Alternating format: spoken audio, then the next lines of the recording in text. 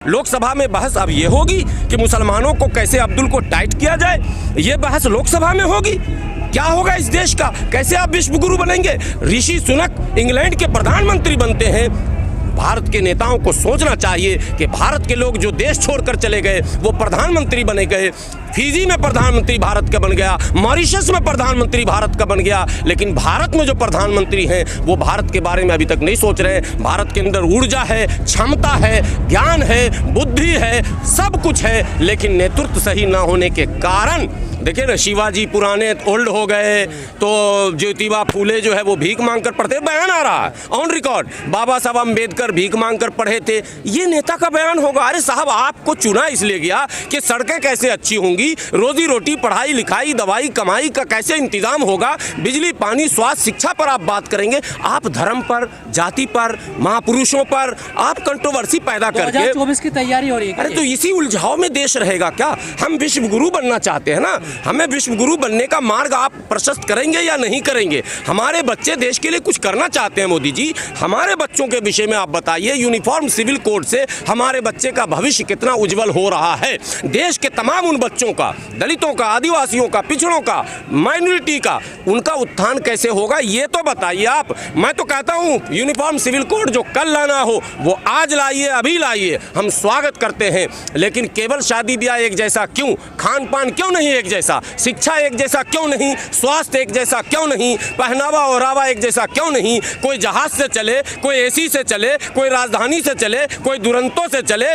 कोई बुलेट से चले, और कोई जो है लोकल ट्रेन में, लोकल बोगी में ठूस ठूस के, बाथरूम में घुस घुस के यात्रा करे। ये कैसे असमानता, इसको कैसे पाटिएगा आप। पहले इसको पाटिए आप, ये सवाल है पहला। क्या गुमराह किया जा रहा है? आप आइए रेलवे स्टेशन, भारतीय रेल देश की पूंजी है, देश का रेल है, गर्व है हमें भारतीय रेल पर। भारतीय रेल पे आप आइए, नई दिल्ली रेलवे स्टेशन, बिहार जाने वाली ट्रेन, उत्तर प्रदेश जाने वाली ट्रेन, उड़ीसा जाने वाली ट्रेन, बंगाल जाने वाली ट्रेन, और तमाम राज्यों में जो ट्रेनें चलती हैं, आप ज़रा उनके लोकल बोगी में जाकर एक बार वीडियो बनाकर दिखा दीजिए देश को क्या स्थिति है यात्रा करने वाले। तो गरीब यात्रा करे बाथरूम में बैठकर, लटक लटक कर, पटक पटक कर, जमीन में बैठ कर, कपड़े को गंदा कर करके, और आप जाएं एसी में धड़ धड़ खा खा के वीआईपी खाना और कहेंगे हम देश को एक जैसा चाहते हैं बनाना। सरासर गलत, बेबुनियाद, देश को गलत दिशा में ले जाने का प्रयास किया जा रहा है। इसलिए देश के लोगों से हाथ जोड़कर विनती है, आप धर्म जाति की लड़ाई में पड़कर मुख्य मुद्दों से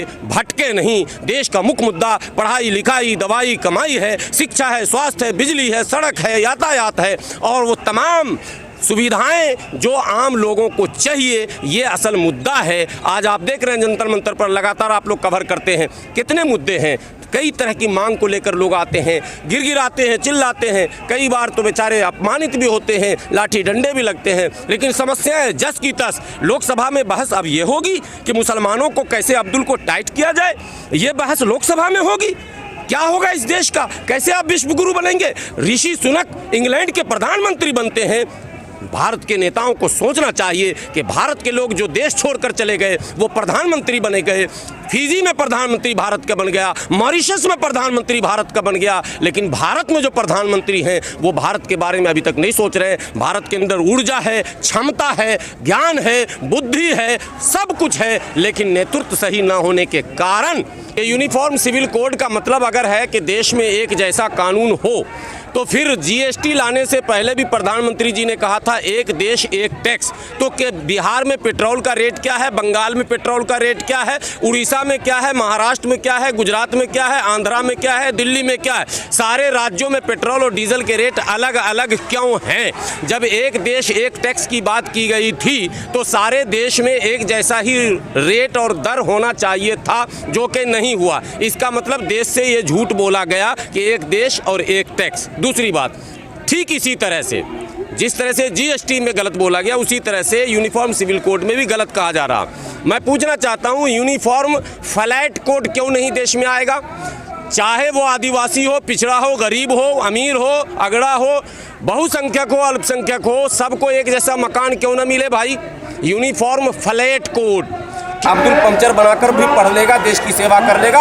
अब्दुल ही अब्दुल हमीद पैदा कर देगा, अब्दुल ही एपीजे अब्दुल कलाम पैदा कर देगा। मगर भगवान के लिए, ईश्वर के लिए, अल्लाह के लिए देश को विकास की मार्ग पर ले जाइए। धर्म और जाति की राजनीति में उलझाकर और अनर्गल मुद्दों पर बहस करके सदन का समय बर्बाद न किया जाए।